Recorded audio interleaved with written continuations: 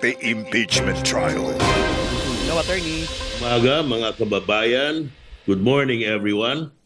Alvin, Opo. para akong nakatanggap ng subpoena na mag-appear dito sa show mo. alam ko naman po na hindi mo kami matatanggihan dahil loves mo naman ang DZMM at yung Gising Pilipinas. Thank you, Attorney Jose Roy. Yan ang leading question.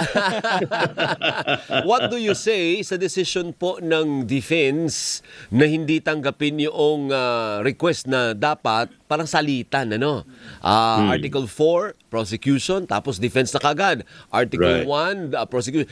Ayaw, hindi nila tinanggap, kaya magpuproceed tayo sa Article 1 with the prosecution later. Well, kasi nga napagpasyahan na yung ganitong procedure na dire-diretso na. So, posibleng hindi naka-ready yung defense na gawin yun. Kasi kahit na nagpa-participate sila, meron pa silang time para ihanda yung kanilang depensa, which is mag-uumpisa pa lang pag natapos na yung prosecution. So mga ilang linggo pa yon. Ngayon, alam mo, itong impeachment kasi, paspasan yan at saka maraming dapat asikasuhin. So it's possible kaya lang naging ganyan ang desisyon kasi hindi pa sila ready at this time na mag-present ng side nila. Kung nasabihan yan nung sa pauna, hindi siguro magkakaproblema. Opo. Pero strategy-wise, ikaw galing ka sa defense, ano? Maganda ba ang ganyang setup for the defense o hindi? Mas maganda ang ganyang setup for the prosecution? Sino ang mas makikinabang pag ganyan ang klaseng format ang gagamitin natin? Alin yung tatapusin ng bawat article? Yung hindi tatapusin. Yung kung hindi tatapusin. Article 4, prosecution defense. Article 1, prosecution defense. Yes. Yung current na prosesong sinusundan natin na panay prosecution lang, yan ang standard na proseso sa paglitis. Ganyan talaga. At hindi ko naman masasabing lamang ang prosecution o lamang ang defense sa ganyang paraan o sa ganyang sequence, no? Yes. Pero yung maganda dun sa yung tatapusin yung article, ang magbebenepisyo talaga dun yung mga manonood at yung korte. Ang mahirap dun sa yung prosecution defense, tapos next article, prosecution defense, next article. Mahirap dun kung may lumabas na surprise, di ba? Hindi mo mabalikan, hindi mo mapaghandaan. Whereas, pag pinatapos mo muna yung prosecution, kahit na mag-surprise yun, marami ka pang time para maghanda at magpresenta rin ng ebidensyang pakontra. So in that sense, yung sitwasyon ngayon, nagbibigay ng mas maluwag na panahon para sa maghanda yung depensa sa kanilang presentasyon. Kahit na bugbog sa trabaho yan every day at this point, no? Iba rin yung meron kang a few weeks, di ba? Para kumuha ng additional witnesses or i-reorganize yung mga babaguhin mo, yung mga dokumentong naka-ready na babaguhin in the sense na yung ibang dokumento gagamitin mo sa ibang paraan, etc. Okay. So, actually, mas maraming breathing space kung tawagin itong proseso na to para sa depensa. Pero hindi nangangahulugan na malaking advantage. Christian. Good morning, attorney. Si Christian po ito, no. So Hi, Christian. Sa round po na ito, ibig sabihin po ay hindi rin po pwede bang magamit ng Senate Impeachment Court yung kanilang authority or power na sila ang mag-decide. Mas mabuti din po talaga Kung na mapipilitin. or kinonsult din talaga muna dapat nila ang defense at ang prosecution team. Yes, yung mga ganyan desisyon, kailangan may cooperation ng both sides. Mahirap yan, baka sabihin nung isang side, masyado naman kaming agrabyado. Pag nag-walk out yan, malaking problema. Siyempre, di ba? I mean, magkakaroon ng crisis dahil hindi makukumpleto yung paglitis. Naalala nyo yung disagreement dyan sa procedure. Yun ang naging sanhi ng collapse ng era impeachment.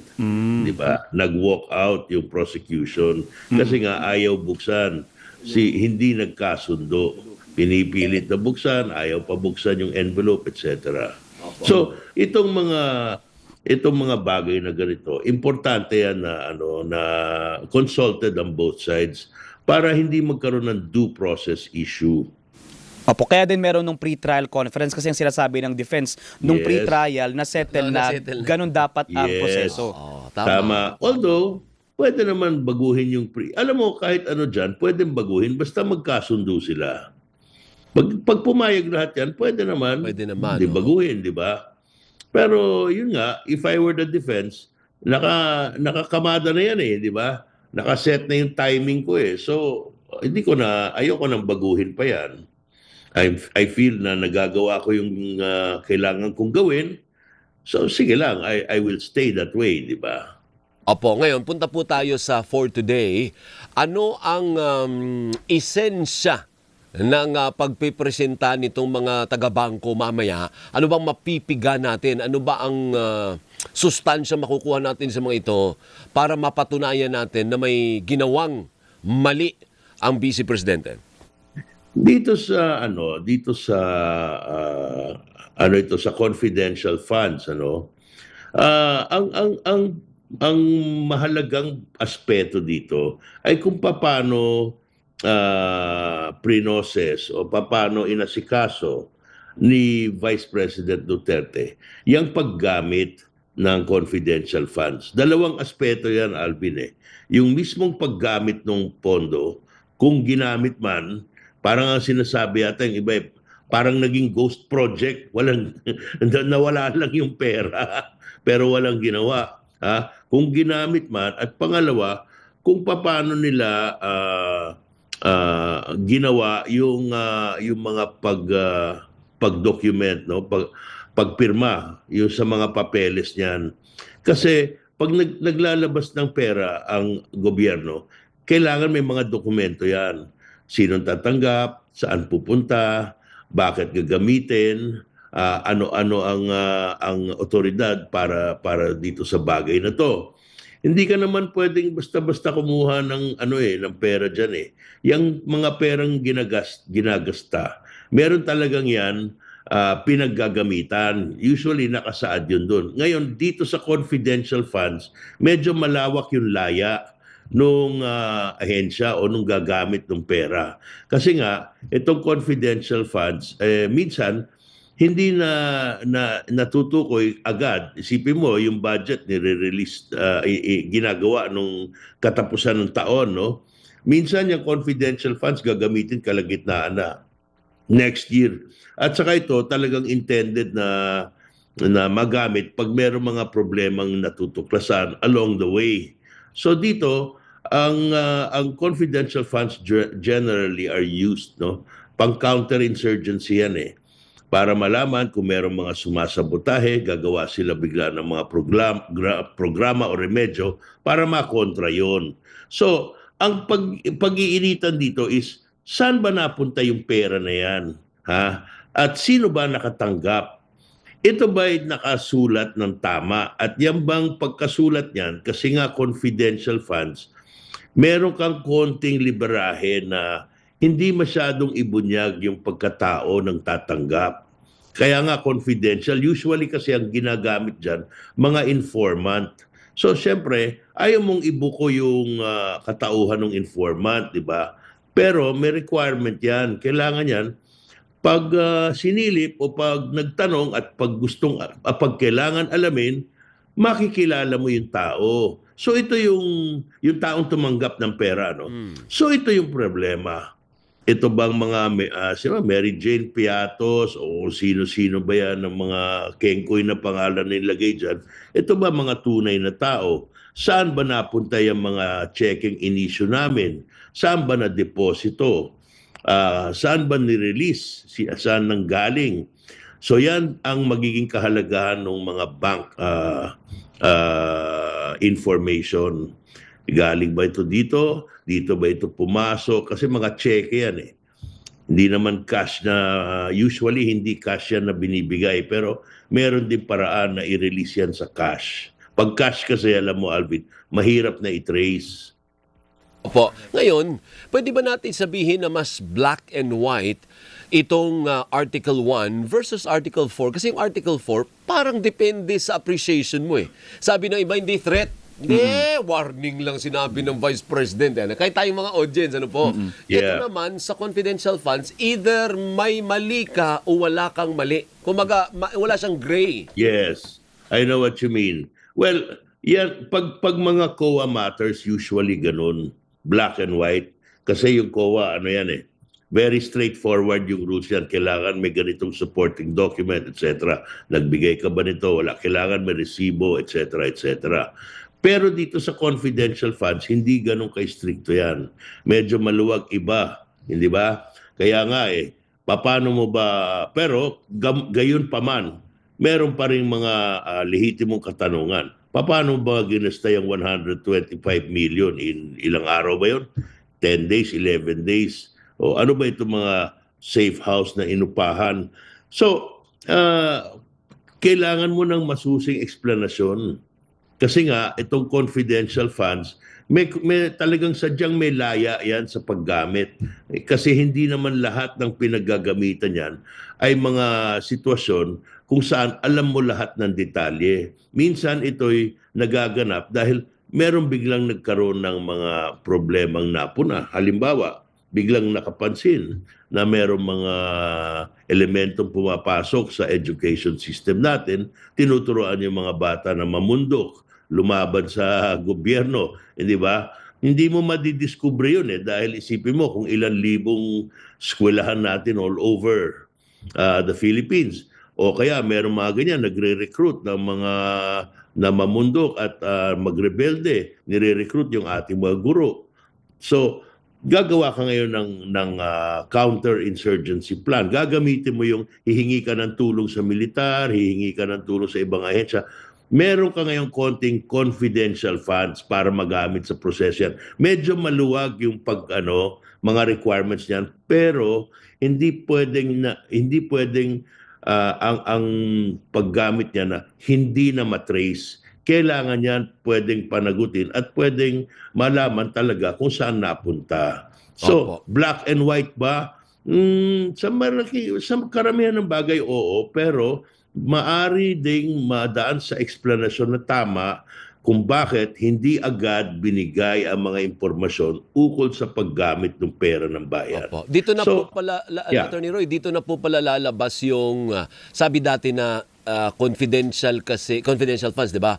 Hindi mo yan mapapangalanan kasi by the nature itself, confidential nga. Kaya may mga alias na Mary Grace Pilatos. Dito na yan lalabas ang depensang ganyan na hindi sino nga si Mary Grace, hindi nga confidential nga eh. Parang ganon, di ba, Attorney?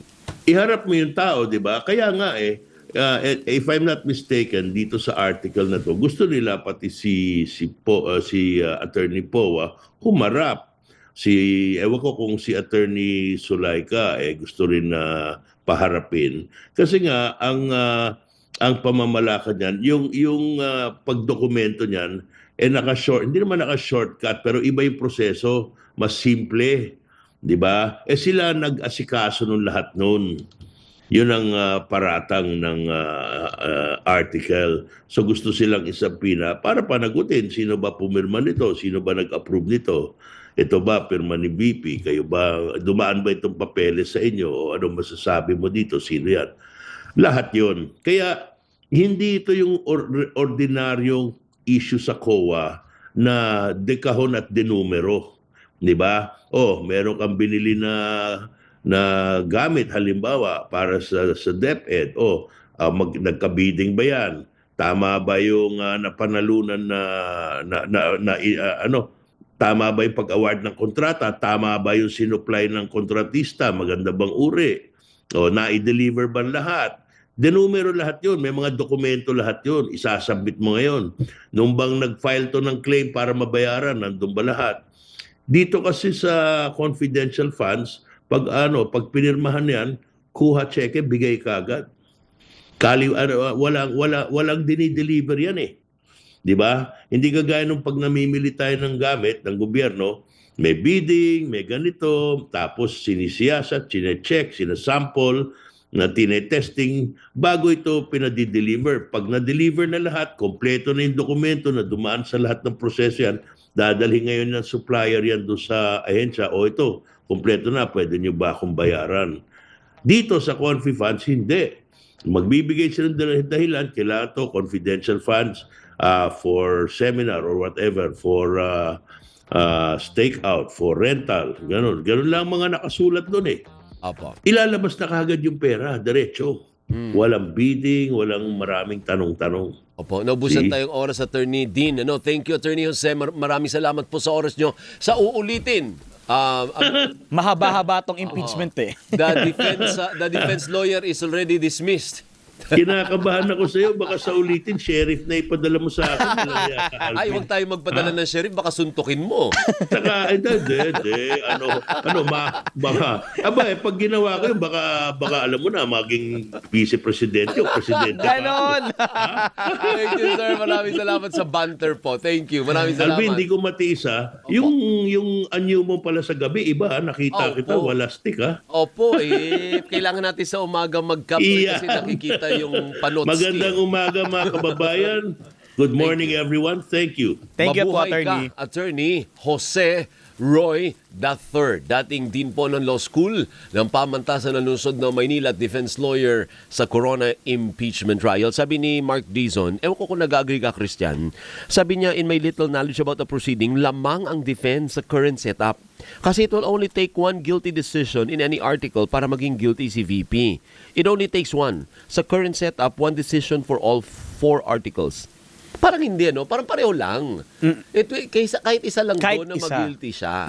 Oo, regardless of the setup or the format. Diba? So, yes. Isa lang, Ganun kahit yun, isa Mark. lang, pwedeng ma-constitute yung the rest of the articles of impeachment. Kaya di ba Tama. sinasabi nila kahit isang article Kahit isa pa lang, lang. ma-resolve sila, pwede lang mag-decide ang impeachment court. Kung magde-decide ang parehong prosecution at ang defense. And even the prosecution can stop. Pag feeling nila kaya na natin i-convict to sa ganito, Yes. wag na yung iba.